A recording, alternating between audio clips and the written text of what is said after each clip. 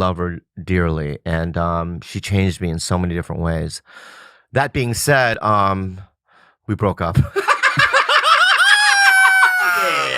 Yeah. And this is the first time, I don't know if this is... We'll hold this episode until you announce we'll it announce respectfully. it. Yeah. Because I really would like to meet her. I saw her for 10 seconds at Christina's party. Yeah. And you as well. You came in, bowed to me, and bounced. And then I was like, a where the fuck's magical Bobby? gnome or something. I was dressed like I was from the 80s, bro. Yeah, I don't know what it was. It was the 80s party. It was dark. And I go, is that a magical gnome? And I would love to have her on here too. Yeah. But I did not know you guys broke up. No one knows. Yeah. This is the first time I've talked about it. Well, we'll hold this episode. Yeah, this literally is the first time I've talked about it on a podcast. Hopefully my other one would have aired by now that people kind of know, but it was a long, difficult decision between us, and we still live together. That's what you said. We still sleep on the same bed. We still laugh and giggle, and we're going to the Philippines soon because we're working on a project together. Yeah, I mean, nothing's really changed outside of the fact that we're not, in a committed relationship as boyfriend and girlfriend. That might change. I don't know. I mean, but right now we feel good. I mean, I can only speak for myself. You know what I mean? I feel pretty good about it. It's painful. It's hard. I mean, when you're in a relationship with someone that you love that hard for 10 years. 10 years. Yeah, but a lot of things went on, and, if people follow the internet, and follow my story, a lot went on in the last year, but it's, honestly, it was mostly my fault.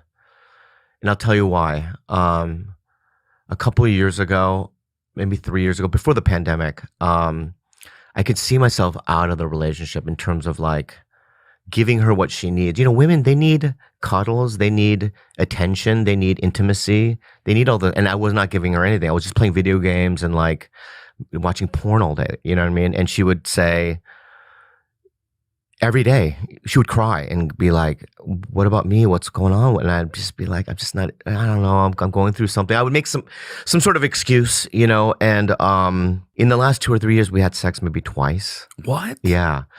And Bobby she would always want it, and I just, for some reason, I think getting into a business. But wait, so you're saying you're not just watching porn, you're jerking off, you're self-satisfying. No, I watch porn for the cinematography. What the fuck are you talking about? You know what I mean? Oh, you said watch, bro. Yeah. But you're self-satisfying everything, the video games, the comedy, the porn, and she's like, what about me? Yeah. And 2 to 3 times in 2 years? Yeah.